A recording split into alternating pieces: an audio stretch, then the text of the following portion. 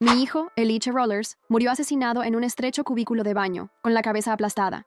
Cuando mi esposo, Daniel Rollers, el director de la escuela, llegó al lugar, se apresuró a llevar al atacante, el hijo de su antigua amante. Lo subió a una ambulancia y se fue rápidamente. Antes de morir, mi hijo me consoló. Mamá, no llores. Papá no me cree. Pero no estoy triste en absoluto. Con que tú me creas, mamá, es suficiente. En el funeral de mi hijo, llamé a mi esposo, Daniel. Él me gritó furioso a Jerome. Necesitó 2 puntos en el brazo, todo porque tu hijo lo arañó. Si sigues molestándome, me encargaré de él cuando regrese. Pensé. Mi hijo. Miré la frente de mi hijo, una herida abierta del tamaño de un cuenco, y cerré los ojos. Pensé, sí, él era mi hijo. Así que Daniel, mi hijo está muerto. No queda nada entre nosotros. Ellie, no tengas miedo. Llamé a una ambulancia. Llegarán pronto. Aguanta, ¿de acuerdo? Un rastro de sangre se extendía desde el cubículo del baño, haciendo que mi visión se nublara. Era la sangre que Eliche había derramado mientras intentaba escapar. Solo podía imaginar lo aterrorizado y dolorido que debió haber estado. Presioné la herida en su frente. Mis manos temblaban, pero la sangre seguía filtrándose entre mis dedos. No paraba. Afuera se escuchaba la sirena de una ambulancia acercándose. Eliche, la ambulancia está aquí. ¿Vas a estar? Entonces Daniel pasó corriendo junto a la ventana, llevando a un niño en sus brazos, apresurándose hacia la ambulancia. Jerome, no te preocupes. Me aseguraré de que estés bien. La ambulancia se fue tan rápido como llegó, dejándome apenas capaz de creer lo que veía. Grité con todas mis fuerzas: deténganse. Esa ambulancia era para nosotros. Daniel, Ellie se está muriendo. Vuelve, Daniel, te lo suplico. Nadie notó a la verdadera víctima, apenas aferrándose a la vida. Marqué rápidamente el número de Daniel. 1 vez, 2 veces, pero nunca respondió. La tercera vez que lo intenté, Eliche agarró mi muñeca con su mano manchada de sangre. Mamá, deja de llamar. Papá no va a volver. Mis lágrimas cayeron de inmediato. No lo voy a llamar. Voy a llamar a otra ambulancia. Una llegará pronto. Mamá, no puedo respirar.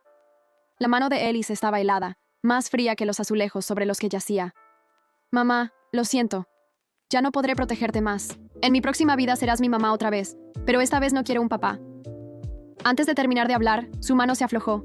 Mi corazón se detuvo por un momento y luego, de repente, el dolor inundó.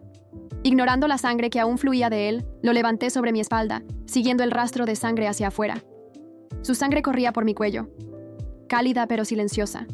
Hila, no tengas miedo. Si la ambulancia no espera, te llevaré al hospital yo mismo. Por suerte, un amable desconocido nos llevó al hospital. Me arrodillé frente al doctor, suplicando ayuda, pero él solo negó con la cabeza con un suspiro. Se ha ido hace un rato. Lo siento mucho. ¿Qué? No puede estar muerto. Acababa de hablar conmigo. Por favor, Doc, sálvelo. Mi visión se nubló mientras un dolor punzante desgarraba mi corazón. El sol brillaba afuera, pero mi mundo se había vuelto completamente oscuro. En el funeral de Eliche, finalmente logré hablar con Daniel por teléfono después de 3 días de intentarlo. Daniel Eliche está... No digas ese nombre. Ese problemático casi le rompe el brazo a Jerome. ¿Cómo se supone que va a tocar el piano ahora? Bárbara Robinson lloró hasta desmayarse por esto. Todo es por tu pésima crianza. No pude escuchar el resto de sus gritos. Colgué. Pensé ojo por ojo, deuda pagada con sangre. Por cada onza de dolor que Elige sufrió, les haría pagar 10 veces, 100 veces más. Y en cuanto a ti, Daniel, es hora de que este matrimonio ridículo llegue a su fin. Después del funeral de Eliche, fui directamente al hospital. En una habitación privada, el hijo de Bárbara estaba agitando su brazo vendado, entreteniéndolos con su historia. Cuando Daniel me vio, su expresión se oscureció y salió apresurado. ¿Quién te dejó entrar aquí? Jerome apenas está empezando a recuperarse. No hagas una escena, Daniel. Tu hijo está muerto y aún te importa el hijo de otra persona. Grité con la voz desgastada, agarrada, y Bárbara y Jerome Martín me miraron sorprendidos. El rostro de Daniel se volvió aún más frío y me empujó hacia atrás. Patricia Clark, basta. La señora Robinson crió a su hijo sola como director. ¿Qué hay de malo en que los ayude? Además, Eliche ha estado acosando a Jerome durante años. Esta vez, lo arañó. No tienes derecho a hacer un escándalo aquí. Tenía estas palabras hirientes memorizadas de memoria. Pensé el esposo de Bárbara la dejó, pero Daniel la ha cuidado todos estos años. Mi esposo no me dejó, pero mimaba a otra mujer. El papá de Jerome lo abandonó, pero tiene el amor de Daniel. El papá de mi hijo está vivo, pero para Daniel es como si estuviera muerto. Cuando la ventana se rompió. En invierno, el viento helado aullaba en nuestra casa. Daniel estaba ocupado aprendiendo nuevas recetas para Bárbara y Jerome. Me dijo que buscara un reparador. Yo misma no era un manita si no quería que dependiera de él para todo. Seguí enseñando incluso cuando estaba enferma. Mientras él llevaba a Bárbara a una conferencia patrocinada por el Estado, que también era unas vacaciones. Incluso me dijo que no tuviera celos. Incluso en mi carrera, Bárbara siempre obtenía el ascenso primero. Y Daniel decía que no podía mostrar favoritismo como director. Tenía que ser justo. Cuando regresaba de los viajes, traía juguetes y regalos para Jerome, quien se jactaba frente a Eliche, llevándolo a romper el único regalo de cumpleaños que Daniel le había dado, por lo que fue golpeado. El hijo de Bárbara era un lobo con piel de cordero, siempre fingiendo ser dulce mientras orquestaba el acoso a Eliche desde las sombras. Pero Daniel nunca escuchaba, eligiendo creer las historias retorcidas de Bárbara y Jerome, siempre viendo a Eliche como el acosador. Cada vez que lo acusaban, Eliche terminaba marcado por los azotes de Daniel. Había tantas historias como esta, ni siquiera podía contarlas. Mirando el rostro de Daniel torcido de ira, de repente me pareció casi risible. Está bien, si no me quieres aquí, entonces firma los papeles del divorcio. Le extendí los papeles. Ya los había firmado antes de venir. Daniel no los tomó. En cambio, los tiró de un manotazo y me miró con furia. Patricia, ¿ya terminaste? Deja de usar el divorcio para amenazarme. Él pensaba que intentaba recuperarlo, pero no soportaba verlo ni uno ese más. Si no firmas, conseguiré un abogado y pediré el divorcio yo misma. En la sala, Jerome de repente gritó: «De Dani me duele mucho el brazo». Daniel corrió de vuelta a la habitación como si estuviera en llamas, su voz llena de ternura paternal. «Está bien, Jerome. Estoy aquí. No tengas miedo». Al ver a los tres en esa habitación, más como una familia que cualquier otra cosa, casi me eché a reír. Pensé para mí, si Daniel pudiera hablarle a Eliche con este tono, Elige no habría estado tan destrozado y desamparado antes de morir. Este es el hombre que elegí para casarme, el padre de mi hijo, Eliche. Lo siento, no debería haberte dado un padre así.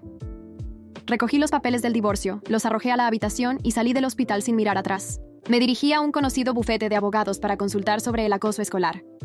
Pensé, y Eliche no podía morir en vano. Y esos desgraciados no pueden seguir lastimando a otros. Justo cuando me iba, escuché a alguien llamar mi nombre, Patricia. Michael Wright estaba allí, su rostro iluminado con la misma sonrisa amigable que recordaba. Se veía igual que en la universidad, brillante, alegre y guapo. Sonreí y me sentí un poco avergonzada al enfrentarme a este joven que una vez me persiguió. ¿Te importa si pregunto qué te trae por aquí? ¿Hay algo en lo que pueda ayudarte? Michael me ofreció un vaso de agua con limón. Viendo mi duda, añadió con una cálida sonrisa: «Soy socio aquí. Si tienes problemas, puedes hablar conmigo». Levanté la vista sorprendida, y él me miraba con la misma amabilidad de antes. Terminamos hablando durante 2H. Él lo supo todo. Sin mostrar lástima, solo respeto profesional. Me hizo sentir cómoda, como si hablara con un abogado de confianza y fiable. Justo entonces, mi teléfono vibró. Daniel había enviado un «¿Por qué no estás en casa todavía? ¿Sabes qué hora es?». Lo miré por unos segundos. Lo ignoré por primera vez y apagué mi teléfono. Michael lo notó, pero no dijo nada. Al salir del café, empezó a llover a cántaros. Michael levantó un paraguas, ofreciéndose a acompañarme a casa. Decliné amablemente, pero de repente alguien vino hacia nosotros con Patricia. «Te he llamado más de 10 veces. Y apagaste tu teléfono». Daniel parecía furioso, su rostro pálido de ira. Al ver a Michael a mi lado, soltó una mueca de desprecio. «¿Así que por esto has estado ignorando a nuestro hijo? ¿Saliendo con este guapito? ¿Nuestro hijo? ¿Tienes el descaro de hablar de él?». Esas palabras tocaron un nervio, y la expresión desesperada y sin esperanza de Eliche volvió a mi mente. Daniel estalló. «Estás fuera en medio de la noche mientras tu hijo está por ahí haciendo quién sabe qué. Mira cómo la señora Robinson cría a sus hijos». «Exacto. Bárbara sabe cómo criar a los niños. B.H., su esposo. B.H., el padre de su hijo. Ah, claro. Ya lo eres, Dani». La última palabra salió mientras apretaba los dientes. Daniel se quedó desconcertado por un momento y luego empezó a acusarme de Patricia. «Deja de ser tan mezquina. Perdió a su padre. ¿Qué tiene de malo que me vea como familia?». Respiré hondo, reprimiendo el dolor amargo en mi pecho, sin querer gastar más palabras en este imbécil. «Daniel, ¿firmaste los papeles del divorcio?». Me volví hacia Michael. «Este es el señor. Él se encargará de mi caso de divorcio y del caso de acoso de Eliche». Los ojos de Daniel se entrecerraron. «¿Qué quieres decir con eso? ¿Vas a meter a tu hijo en la cárcel?». Michael había escuchado suficiente. «Señor Rollers, según entiendo, fue su hijo quien fue acosado y él falleció hace 3 días». «Cállate. Jerome es un buen chico. No acosaría a nadie». Daniel protestó de inmediato. La atención de Daniel seguía en Jerome. Su preciado Jerry se negaba a creer que Jerome lastimaría a alguien. Me fulminó con la mirada. «¿Le dijiste eso? ¿Cómo te atreves a calumniar a Jerome? Jerome fue hospitalizado por una golpiza y aún crees en ese mocoso inútil. Mimé demasiado a tu hijo. Por eso se convirtió en un acosador. ¿Dónde se esconde? Sabe que la cagó y se escapó, ¿verdad? Lo mataré a golpes cuando lo encuentre. Lo vi perder la cabeza como un caballo salvaje. Perdido en la razón, pensé Jerome. Tu hijo está claro. ¿Quién le importa? Desde que Bárbara apareció en nuestra escuela, supe que Daniel se había ido. Y también nuestra familia. Bárbara y Jerome tenían un control fácil sobre su corazón, manejando sus emociones como cuerdas. Y en cuanto a Eliche y a mí, solo éramos obstáculos que no podía esperar para apartar. Tal vez estaba demasiado tranquilo, porque después de tanto gritar, Daniel finalmente entendió lo que Michael había dicho. ¿Qué acabas de decir? Mi hijo murió hace 3 días. Michael se burló, finalmente mostrando algo de preocupación por tu propio hijo. El rostro de Daniel se torció de rabia. Furioso, replicó: por muy malo que sea mi hijo, no tienes derecho a maldecirlo. Maldito. Daniel lanzó un puñetazo a Michael, pero Michael le atrapó la muñeca y lo empujó hacia atrás. Daniel parecía querer atacar de nuevo, pero ya había tenido suficiente. Le di una fuerte bofetada en la cara. ¿Y la H? Está muerto. Murió hace 3 días en el baño de la escuela. ¿Por qué tú? Jerry le rompió el cráneo. Jerry incluso tomó la ambulancia. La llamé para él. Sangró tanto que cuando llegó al hospital ya se había desangrado. Monstruo. No merece ser el padre de Eliche. Grité con una furia que casi me ahogaba, mis ojos ardiendo de lágrimas. Daniel me miró atónito, con los ojos muy abiertos. ¿Estás hablando en serio? Eliche realmente. Patricia llegó a la imponente fachada de ladrillo rojizo de la escuela secundaria, en la que su hijo, Eliche, había perdido la vida, sintiendo cómo cada paso retumbaba en su pecho como un martillo implacable, y recordándole el eco incesante de la ambulancia que nunca volvió con su pequeño. Las puertas de vidrio se abrieron con un chirrido casi burlón al reconocerla, y ella avanzó con el rostro tenso, los puños apretados alrededor del bolso donde guardaba copia del informe forense y del acta de 1900 de función de Eliche, instrumentos que sabía que apenas arañarían la piel del secreto que la institución quería silenciar. Al traspasar el umbral, la recepción se transformó en un escenario casi teatral. La secretaria alzó la vista con una mezcla de asombro y desdén, como si el cadáver de su hijo fuera un rumor incómodo que ahora paseaba por el pasillo. Patricia dejó su carnet de identidad sobre el mostrador, y con voz firme pero cargada de emoción, exigió hablar con quien controlara el sistema de videovigilancia. Mi hijo murió aquí mismo, dijo, y usted tiene la obligación de mostrarme lo que sucedió. La joven secretaria, pálida, tanteó el teléfono como un tambor antes de marcar un número en el interior de la pared, mientras lanzaba miradas nerviosas a la puerta y murmuraba algo sobre procedimientos y autorizaciones especiales. Patricia estuvo a punto de recordarles que su poder no emanaba de ser madre dolida, sino de la ley que protegía sus derechos, pero se contuvo, consciente de que la ira podía nublar su objetivo, recuperar las imágenes. Minutos después, apareció el subdirector de seguridad, un hombre de mediana edad con las gafas recubiertas por un cristal grueso que reflejaba la luz fría del fluorescente del pasillo. Cruzó los brazos y preguntó con voz grave: «Señora Clark, según nuestros registros, usted solicitó la reproducción de las cámaras del pasillo de los cubículos de baño, ¿correcto?» Patricia asintió con lentitud, y él añadió: «Lamentablemente, parte de esas grabaciones han sido sobrescritas por un error en el servidor principal. La política de retención de datos de la escuela es de 30 días, y ese día se produjo una falla de energía que obligó al sistema a formatear el disco duro temporal. Solo contamos con imágenes parciales». El corazón de Patricia se detuvo por un instante. El error le sonó a eufemismo para encubrimiento, un velo que ocultaba la verdad. Con voz temblorosa preguntó: «¿Y qué hacen para evitar que se repitan estos errores? ¿Cómo explican que la ambulancia entrara sin que nadie registrara la salida de Jerome, el hijo de la señora Robinson, ni la de mi hijo, que jamás llegó con vida al hospital?» El subdirector bajó la mirada, y tras un silencio que pesó como una sentencia, murmuró: «Hay un protocolo interno de copias de seguridad, pero requieren autorización judicial para liberarlas. No puedo entregarlas sin una orden». Patricia lo miró con fiereza. Sabía que, en la práctica, ese protocolo nunca existía en los casos que involucraban a la élite de la comunidad escolar. El director, su esposo Daniel, manipulaba cada documento para proteger la reputación de su amante y de su hijo. Al ver que no lograría nada allí, decidió buscar en otro lugar. Recorrió los pasillos de casilleros metálicos, cada uno adornado con las escasas calcomanías de antiguas promociones, hasta llegar al ala del personal de mantenimiento, un entramado de puertas grises con letreros de servicios y cuarto de calderas. Al otro extremo, detrás de un archivador lleno de llaves oxidadas y bombillas de repuesto, encontró a don Augusto, el veterano conserje que la había saludado con un gesto compasivo el día del funeral, sosteniendo un trapeador con la mano izquierda y un trapo blanco en la derecha. Patricia se acercó sin dudar, observando la cicatriz lineal que surcaba la frente de aquel hombre. Recuerdo de algún accidente que ahora, a sus ojos, simbolizaba la frágil línea que separa la obediencia del coraje. «Don Augusto», dijo en un susurro, «necesito su ayuda para recuperar las grabaciones de hace 3 días». El conserje se detuvo, apretó la mandíbula y recorrió con su mirada el pasillo desierto, asegurándose de que nadie los escuchara, antes de inclinarse hacia ella y responderle al oído, con la voz rasposa de quien ha visto demasiadas verdades ocultas. Mire, ya no soy el mismo chico que limpiaba pupitres con 15 años.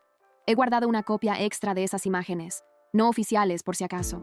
Está en una cinta digital que guardé en mi taquilla de siempre, la número 47. Patricia sintió que el mundo temblaba bajo sus pies. Aquella fue la pista que la sacaría de la impotencia. Pero don Augusto, continuó el anciano, debe entender que quienes controlan la escuela, incluido el director, no quieren que vea ese video. Si me atrapan con esa cinta, dirán que la sustraje. Tendré que retirarme. Ella asintió, con el nudo de la garganta tensándose como un lazo. No se preocupe por usted, preocúpese por la memoria de mi hijo. Con mano temblorosa, él le entregó una pequeña llave metálica que Patricia reconoció al instante. Pertenecía a un armario superior, con llave numerada, que apenas cabía un archivador. Frente a la puerta del cuarto de mantenimiento, Patricia lo observó con gratitud y también con la urgencia de un velorio. ¿Dónde está su taquilla? Don Augusto señaló un casillero polvoriento con el número pintado a brochazos. Patricia introdujo la llave, giró con cuidado y abrió la puerta. Dentro, entre tuercas y trozos de manguera, reposaba una pequeña caja negra de plástico, identificada con una etiqueta de VHS digital y la fecha 2025-04-26. Con precaución, la retiró y la guardó en su bolso, mientras el conserje la miraba con ojos tristes. Tenga cuidado, señora Clark. No confíe en nadie más aquí. Patricia asintió y se alejó con pasos rápidos, sintiendo que el pasillo se cerraba tras ella como una fosa. Su mente repasaba cada imagen que pronto podría ver. El pasillo iluminado por luces blancas, la sombra oscura del agresor, su propio hijo gritando mientras trataba de escapar. Al salir a la calle, la brisa fría le golpeó el rostro y sintió un torrente de emociones. Ira por el encubrimiento, alivio por haber encontrado la cinta y una punzada de miedo al imaginar quién podría estar vigilándola. De inmediato, decidió buscar un lugar seguro donde revisar ese video. Llamó a Michael mientras caminaba y le describió lo que tenía en el bolso sin revelar la ubicación exacta de la cinta. «Voy a un despacho de mi confianza», le indicó. Al doblar la esquina, miró hacia atrás y creyó ver una figura oscura asomada a la ventana del pasillo, observándola. Apretó el paso, con la caja apretada contra su abdomen como si fuera el último vestigio de su hijo vivo. Sabía que cada segundo contaba, que los protagonistas de aquella tragedia harían todo lo posible por borrarla de la memoria colectiva, y sin embargo, en lo profundo, una llama de justicia se encendía en su pecho.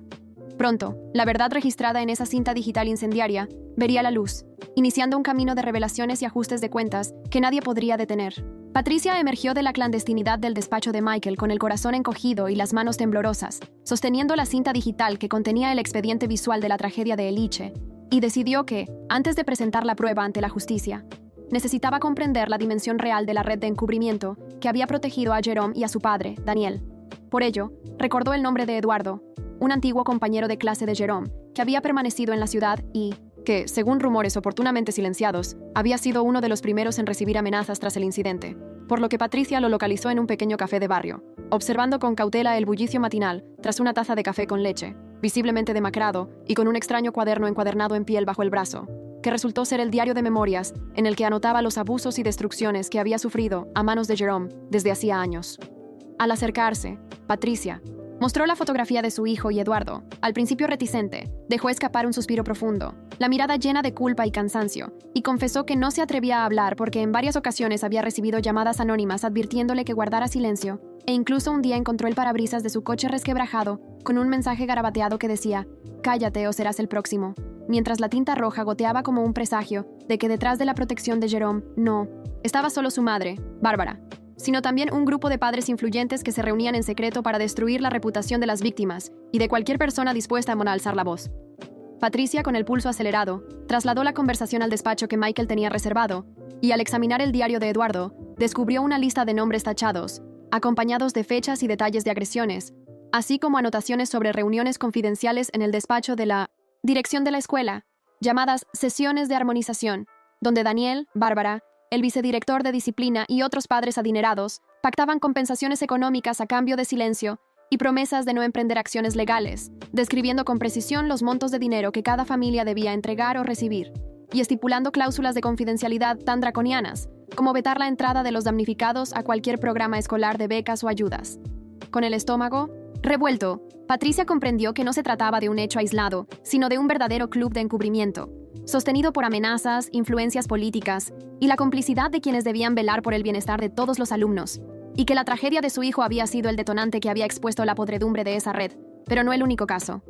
Eduardo le contó que una chica llamada Lucía Ortega había intentado suicidarse tras un acoso feroz en el que Jerome la marcó con insultos vandálicos en la puerta de su casillero, y que, tras su hospitalización, sus padres habían firmado un pacto de confidencialidad a cambio de una suma considerable, obligándola a trasladarse a otra ciudad para ocultar el incidente. Esta información erizó la piel de Patricia, que ahora sabía que entre las hojas de ese diario descansaban las voces sollozantes de decenas de jóvenes silenciados, y que cada uno de ellos había tenido un costo: años de trauma, familias fracturadas y vidas invisibles. Decidida a romper esa cadena de mutismo, Patricia propuso a Eduardo contactar a esas víctimas dispersas. Revisaron el diario en busca de teléfonos, direcciones y hasta perfiles de redes sociales, y comenzaron a enviar mensajes discretos que hablaban de un grupo de apoyo para víctimas de acoso escolar, sin mencionar nombres ni cargos, con la promesa de guardar confidencialidad y de acompañarlas en las gestiones legales. En cuestión de días, recibieron respuestas. Jóvenes que habían huido a otras regiones, algunos con trabajos temporales en fábricas, otros estudiando en sedes universitarias menores, todos con relatos estremecedores, cartas anónimas con advertencias, pintadas amenazantes en sus casas, visitas intimidatorias de personas encapuchadas.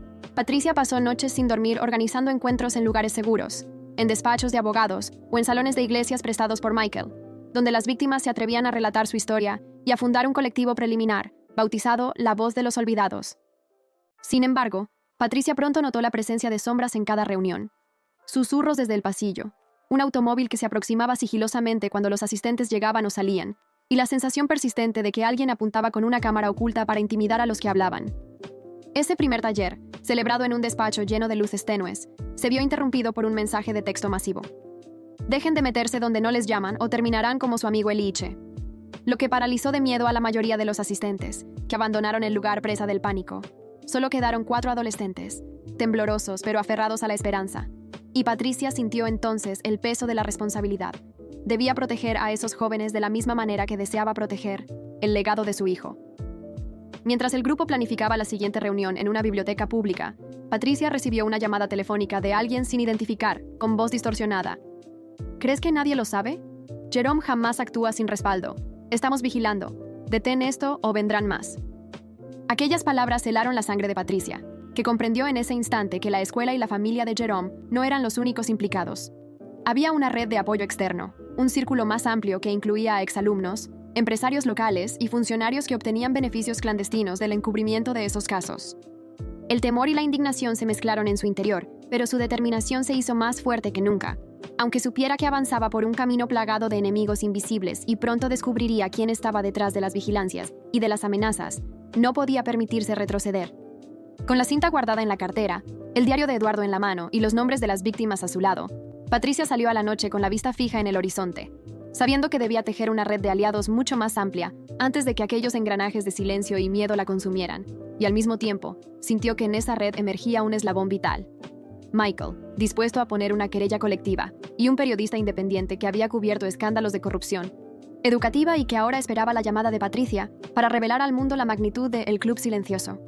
Cuando el sol apenas empezaba a deslizarse por el horizonte y las calles cercanas al juzgado se inundaban de un silencio expectante, Patricia emergió del edificio después de acompañar a Michael hasta la puerta para formalizar la petición de una medida cautelar contra Jerome, con la certeza amarga de que ese papel que ambos habían firmado no sería suficiente para contener la vorágine de violencia que su agresor, impulsado por la impunidad y la rabia, llevaba incubando desde hace años. Su corazón latía con furia contenida mientras bajaban los escalones de mármol y el bullicio del vecindario se desdibujaba en un murmullo lejano, porque Patricia sabía que aquellos acordes de justicia eran una promesa tenue frente a la realidad brutal que se avecinaba. Sin embargo, apenas atravesó el umbral exterior, vio una figura alta y delgada, con el rostro cubierto por una gorra oscura y una bufanda que ocultaba la mitad inferior de su cara, apoyada contra la pared lateral del juzgado. En el bolsillo derecho de su chaqueta colgaba un bulto irregular que parecía una lata o un paquete envuelto en tela sucia, y en el otro llevaba un cuchillo pequeño con la hoja apuntando hacia abajo, como si se tratara de un gesto de bienvenida teñido de amenaza. El cuerpo de Patricia enmudeció, y durante un instante prolongado, creyó que aquella silueta pertenecía a un policía de paisano, hasta que vio la manera temblorosa en que la mano izquierda de la figura apretaba la bufanda contra el cuello, y la forma en que respiraba con la pluma de enojo pintada en el aire. Fue entonces cuando Jerome, emergiendo de las sombras, alzó el mentón con aire desafiante y pronunció su nombre con una voz baja, rasposa, intoxicada de rabia contenida y desprecio. Patricia. El único sonido que siguió fue fue el golpe seco de su zapato al empujar una lata oxidada que cayó rodando a los pies de ella, girando como un trompo en la acera. Patricia sintió el aliento de la violencia rozar su nuca y el olor acre del metal viejo le trajo de vuelta el recuerdo del lavabo ensangrentado donde su hijo había luchado por respirar. Con un gesto tan rápido como desesperado, metió la mano en el bolso y a punto estuvo de sacar el teléfono para llamar a Michael, pero un segundo más tarde comprendió que el sonido del motor del auto policial que se acercaba era apenas un eco ahogado. En ese instante único, no podía contar con nadie salvo con su propia determinación. Jerome dio un paso al frente, desenfundando el cuchillo como un verdugo que exhibe su herramienta antes de la sentencia, y exhaló en susurros fríos. Te lo dije, dejarás de molestar o lo lamentarás. Nadie te cree, nadie te respalda, y pronto te irás tú también al cubículo en el que tu hijo encontró la muerte. Patricia, con el puño cerrado alrededor de la cinta digital contra su torso, clavó la mirada en los ojos velados de Jerome, percibiendo en ellos una mezcla de locura y calculada maldad que dejaba claro que ese joven ya no actuaba solo por venganza personal, sino por el mandato de quienes habían protegido sus actos hasta ese momento. Sus piernas temblaron, pero mantuvo la voz firme al responder. Me creas o no, verás la verdad en esa cinta, Jerome. No me iré hasta que no pagues por lo que le hiciste a mi hijo. La bufanda se deslizó 1 centímetro y dejó entrever un ojo lívido y una cicatriz que no había estado allí antes, como si Jerome hubiera aderezado su apariencia de acosador con un aire aún más temible. En ese momento, una patrulla realizó una maniobra de 3 puntos a pocos metros, y un policía de uniforme salió disparado hacia ellos gritando órdenes. Jerome apretó los dientes, bajó la mano con el cuchillo y retrocedió sin apartar la vista de Patricia, murmurando, «Esto no termina aquí». Luego, sin permitir que el agente se acercara, se giró y se internó en una calle lateral, desapareciendo entre sombras, mientras el eco de sus pasos resonaba en las baldosas, dejándola con el pulso desbocado y el sudor frío cubriendo su frente. Patricia apoyó la espalda contra la pared de piedra del juzgado, contuvo la respiración y esperó a que Michael llegara en su coche, consciente de que apenas habían rozado la superficie de la amenaza. Esa misma noche, ya de regreso en su hogar, la tensó nerviosamente mientras guardaba la cinta en un cajón cerrado bajo llave. Escuchó el timbre y encontró en la puerta una caja pequeña, atada con un cordón negro, sin remitente. Al abrirla, un hedor metálico la golpeó como un puñetazo. Dentro halló fragmentos de azulejos manchados de rojo, trozos de tela rasgada y una pequeña placa de metal con los números de la casilla de limpieza del baño escolar, donde Eliche murió, todos cubiertos de coágulos secos que crujían al tocarlos. Encima, una carta manuscrita con tinta negra rezaba: «Serás la próxima, Patricia. Jerome no actúa solo. Ellos velan por él». El terror se apoderó de ella, pero también la certeza de que necesitaba averiguar si Jerome era solo el brazo armado de alguien más poderoso, o si existía una red aún mayor sosteniéndolo, una sombra que se cernía sobre todos los pasillos, despachos y tribunales, impidiendo la verdad. En la mañana en que se celebraría la audiencia decisiva, Patricia llegó al tribunal escoltada por Michael y el periodista que había aceptado difundir la magnitud del escándalo, y mientras cruzaba el vestíbulo adornado con mármoles fríos y columnas de corte clásico, sintió el peso de cada mirada que se posaba en ella, consciente de que esa sala tan solemne sería el escenario en el que la memoria de su hijo cobraría justicia. Ingresó al salón principal con la cinta digital en una carpeta lacrada, el diario de Eduardo y las anotaciones de las sesiones de armonización en otra, y se sentó con la espalda erguida junto a su abogada, dispuesta a exponer cada prueba con la claridad y la firmeza de quien no tiene nada que perder, salvo la dignidad arrebatada durante años, pues sabía que, de ese momento, dependería que asesinos, cómplices y encubridores recibieran el castigo correspondiente. El juez, un hombre de cabello cano y mirada apacible, abrió la sesión pidiendo silencio y ordenó llamar a declarar a Patricia, quien, sin mirar a los acusados sentados en la sala, Jerome con gesto de rabia contenida, Daniel con la frente sudorosa y la corbata torcida, Bárbara con los ojos bajos e intentando ocultar el temblor de sus manos. Tomó aire y comenzó a relatar la cronología de la tragedia. La muerte de Eliche en aquel cubículo de baño, la urgencia de la ambulancia que nunca asistió a 1900, su hijo, las amenazas recibidas cada vez que buscó la verdad y el cúmulo de documentos que comprobaban una red de corrupción familiar. A continuación, proyectó en la pantalla la imagen nítida del pasillo grabado por la cinta secreta de Don Augusto, donde se veía a Jerome irrumpir con violencia, sin que nadie se acercara a detenerlo, y luego, mientras las cámaras captaban el agónico avance de Eliche herido, su madre corriendo tras él con el bolso colgando y la mirada aterrada, los murmullos de los padres cómplices, depositando sobres ante el director y la recepcionista, borrando los registros, un montaje desgarrador que dejó en la sala un silencio sepulcral. El fiscal tomó la palabra para comentar cada fotograma, conectando la autoría intelectual de Daniel, detallada en los correos electrónicos cifrados, con la ejecución criminal de Jerome y señalando la responsabilidad de Bárbara y del resto de padres que habían pactado el encubrimiento a través de convenios económicos suscritos en aquellas sesiones de armonización, mientras mostraba las cifras, los testimonios de Eduardo y de las víctimas del Club Silencioso.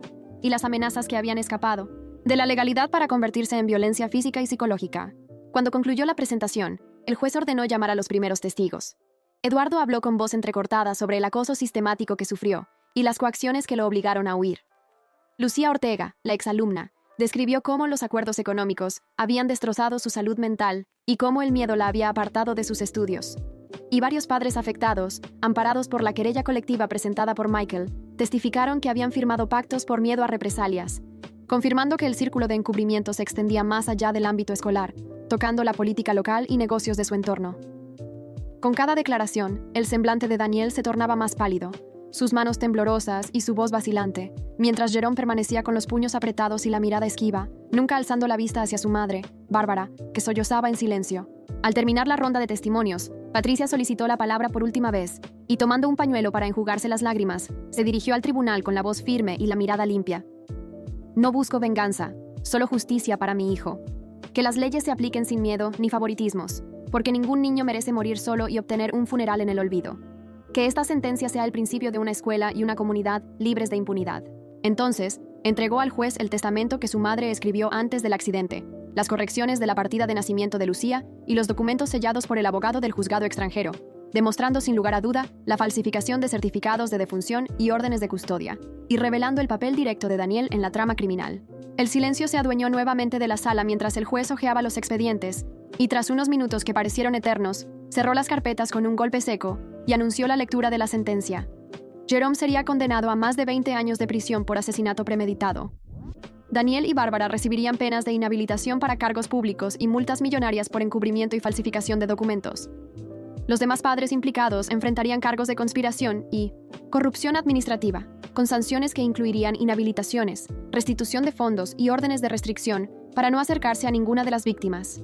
Además, el tribunal ordenó la reparación integral de las familias afectadas, la publicación de la sentencia en medios nacionales y la implementación de un programa de prevención del acoso escolar en la región, como medida de restauración colectiva. Al escucharlo, Patricia sintió una mezcla de alivio y agotamiento.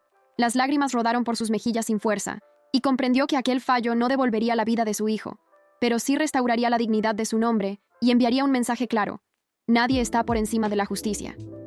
Cuando el juez levantó la sesión, el murmullo de los presentes resonó como una ola de reconocimiento del triunfo de la verdad, y Patricia, con el pañuelo apretado en la mano, dio un paso al frente para despedirse de Michael, de Eduardo y de las familias que la habían apoyado, sintiendo el nudo en la garganta aflojarse por primera vez en años. Al salir del tribunal bajo el sol de la tarde, respiró profundo, consciente de que su lucha había culminado en ese acto solemne, pero que ahora debía honrar la memoria de Eliche construyendo un legado de justicia y protección para otros niños. Y mientras caminaba hacia el coche donde la esperaba Michael, pensó que, aunque el dolor nunca la abandonaría del todo, la sentencia representaba el cimiento sobre el cual edificaría un futuro en el que el nombre de su hijo brillaría con la fuerza de la verdad y la esperanza.